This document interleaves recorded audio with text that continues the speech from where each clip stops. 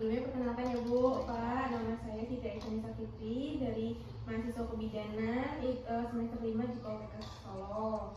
Jadi kemarin kan saya sudah melakukan pengkajian ya, dari mencari masalah kesehatan apa yang ada di keluarga Bapak dan Ibu. Kemudian tugas saya itu memfasilitasi gimana caranya supaya masalah itu bisa diselesaikan secara mandiri oleh keluarga.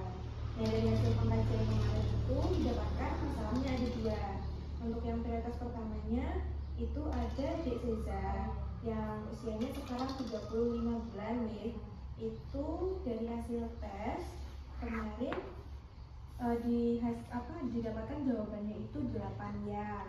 Nah, kalau 8 ya itu artinya perkembangannya itu meragukan. Kan ada 2 yang tidak, di sini ada tidak bisa memakai pakaian sendiri dan juga tidak bisa melompat. Nah, itu nanti saya jelaskan gimana stimulasinya sesuai dengan usianya aja. Terus untuk masalah yang kedua itu adalah masalah merokok yang Bapak ya. Nah, itu saya kasih penyuluhan dia dua-duanya. Jadi saya mulai. Nah, untuk yang pertama ini untuk Dek Zeza dulu. Jadi Dek Zeza kan umurnya 35 bulan ya. Bapak mungkin boleh dilihat juga. Nah, untuk stimulasi naik turun tangga ini bisa dengan berpegangan melompat dengan kedua kaki dari anak tangga terakhir. Jadi kalau misalnya kadang kan kita sebagai orang tua itu kalau melihat anak naik tangga takut ya, jadi jangan jatuh gitu ya. Nah, itu sebenarnya kita nggak boleh bilang jangan, tapi kita bilang hati-hati ya nak gitu. Tapi kita sambil mengawasi gitu. Salah ucap. Jadi kalau kita bilang jangan, anaknya malah nggak percaya diri gitu. Nah, ini kalau misalnya anaknya sudah bisa turun tangga dengan merangkak, bisa kan merangkak? Nah, kita ajari sambil jalan, berpegangan nggak apa-apa. Kemudian untuk melempar bola ke depan tanpa jatuh, itu dengan cara kita tangkap-tangkapan sama anak. Jadi kita, ini misalnya bola, terus kita lempar ke anak, kita ajarkan anaknya caranya melempar. Lebih bagus kalau bolanya itu besar, jadi permukaan yang bisa dipegang sama adiknya kan lebih luas, jadi gampang untuk menangkapnya. Terus ini ada duduk di sepeda. Nah, sepedanya masih roda 4 atau roda 3? Roda 3 ada. Oke. Nah, ini duduk di sepeda roda 3, mencoba mengayuh dengan kedua kaki. Sudah bisa nggih? Sudah bisa. Terus ada motorik halus. Nah, untuk motorik halus ini yang kemarin waktu saya pengkajian itu kan saya siapkan mainan yang kubus, segitiga, tabung. Nah, itu dengan cara menggunakan mainan itu untuk mengelompokkan benda sesuai dengan bentuk atau warna. Jadi anak itu bisa belajar warna-warna dasar, terus juga bentuk-bentuk suatu bangun begitu. Terus cara memegang pensil. Nah, saat anak memegang pensil itu juga kita ajarkan. Kadang kan kayak gini ya megangnya ya masih ya. Itu kita latih sedikit-sedikit gitu. Terus dari awalnya mungkin garisnya kurang beraturan, nanti kita ajarkan membuat bentuk-bentuk lingkaran atau kotak begitu Bu.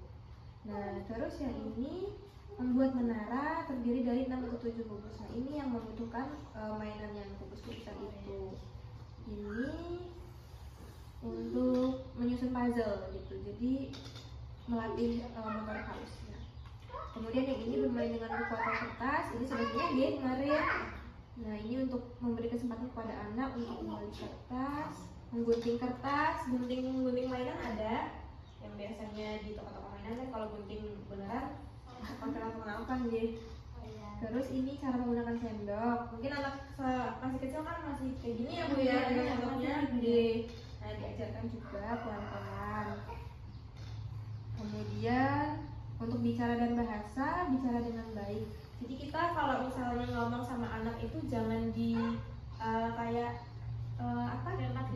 di bentak kok ya Pak Anda. Di kucing gitu. Nah, kita ngomongnya kucing gitu. Enggak usah dipelo-pelokin lagi atau meow gitu. Kita bilangnya kucing gitu. Jadi supaya dia tahu artikulasi kata-katanya dan dia bisa mengikuti begitu. Jadi nggak cadel nantinya.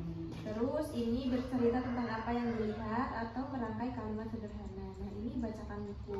Jadi kalau orang tua itu membacakan buku bercerita, anak itu akan menangkap apa yang dikatakan oleh orang tuanya. Nanti dia bisa sendiri mengikuti susunan-susunan kalimat yang dikatakan oleh orang tuanya. Nah, boleh juga selain dari buku, misalkan lagi jalan-jalan, nanti ibu bilang, oh itu ada gunung, ada sawah, nanti kan anaknya juga terstimulasi gitu. Terus menyebut nama lengkap itu bisa kata per kata kan. Kalau nama lengkap kan katanya ada banyak, itu dari mulai Seiza, terus apa gitu pelan-pelan. Terus yang ini bercerita tentang aktivitas atau pengalaman anak. Nah ini bisa diceritakan kejadian-kejadian lucu, jadi menceritakan hal-hal yang tentang kehidupan anaknya gitu ke anaknya sendiri, jadi dia tertarik. Kemudian menyebutkan nama berbagai jenis pakaian, itu misalkan contohnya ada baju, ada celana, ada kerudung mungkin. Jadi ketika kita meminta Dek Seiza tolong ambilkan baju, dia tahu yang mana gitu. Kemudian menyatakan keadaan suatu benda, contohnya itu pakai kemeja yang merah, jadi dia tahu kalau harus memakai kemeja yang warnanya merah. Kemudian ada di bawah meja, ada di dalam laci, dan juga sebagainya. Nah itu tadi untuk stimulasi Dek Seiza yang umurnya masih 3 bulan ya. Nah itu masih bisa dikejar, masih bisa dilatih pelan-pelan dengan cara konsisten aja. Iya. Kemudian yang selanjutnya ada bapak ya. Ini monggo boleh dibuka. Jadi bapak, untuk bapak ini ada penyuluhan tentang bahaya merokok pak. Bapak merokok dari usia berapa pak kalau boleh tahu? Lupa. Dari sekolah mungkin ya. Dari sekolah. Atau sana Pak Ali. Mau berhenti juga sulit kan Pak ya? Susah ya? Karena udah kebiasaan. Mungkin kalau misalnya Bapak mau berhenti, saya punya tips-tips gitu Pak mau berhenti di sini aja. Yang pertama sudah pasti niat ya Pak ya. Kalau niat kan pasti kita udah yakin mau berhenti merokok begitu. Terus mungkin dengan cara mengurangi frekuensi merokok. Biasanya sehari itu mungkin 1 bungkus dikurangin jadi setengah bungkus, nanti berkurang lagi.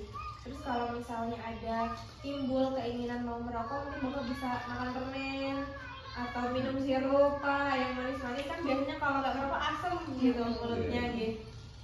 Nah ini mengapa harus berhenti merokok? Itu tubuh jadi lebih sehat. Nanti kan kalau merokok itu efeknya ke pernapasan gitu, jalan sedikit, lari sedikit sudah anget-anget.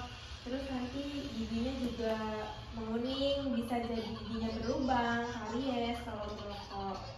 Terus merokok juga, apalagi kalau di dekat anak ya Pak, merokok nanti takutnya ada dampak yang bisa berdampak ke si anak dari asap rokoknya itu tadi. Terus yang ketiga ini menghemat uang. Rokok sekarang kan lagi mahal ya Bu ya. Nah ini bisa dilihat efek rokok bagi anak. Itu ada gangguan kecerdasan, terus ada di pernafasannya juga terganggu. Ada di sini ada risiko saat anestesi, itu maksudnya ketika anak diberikan obat-obatan sesuatu, efeknya itu jadi berkurang karena efek dari paparan rokok tadi gitu. Ya kalau misalnya belum bisa berhenti benar-benar mungkin bisa dikurangi ya Pak ya. Biasanya Bapak kalau merokok di dekat anak atau enggak Pak? Enggak ya? Jadi enggak apa-apa. Tapi anak yang kadang Itu aja deh yang mau ditanyain Pak, Bu. Dari kedua ini tadi yang udah saya sampaikan. ini lomba apa tuh? Soal melompat-lompat itu gimana? Oh iya, melompat. Maksudnya bisa samanya baru apa sih Mbak? Kayak jinjung Oh gitu. iya, angkat badan itu tadi udah berani angkat semua nih. Belum berani. Udah pernah lihat temennya atau kakaknya lompat-lompat? Biasanya ada kan ikut-ikut aja.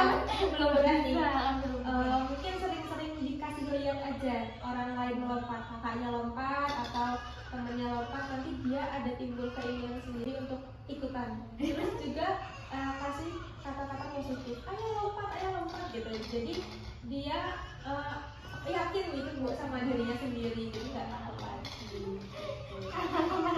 Nggak apa-apa dikasih kata-kata positif aja. Ayo bisa lompat gitu. Kalau naik tangga itu yang apa namanya yang Yang agak depan pendek itu, bisa, tapi yang agak Agak masih anjlok gitu. oh masih Masih duduk duduk. Iya. masih pegangan. Ada lagi yang ditanyakan? Udah ya, udah cukup ya. Baik. Terima kasih ya Bapak, Ibu, itu tadi penjelasan menurut kata dari saya. Salah kurangnya saya mohon maaf. Terima kasih.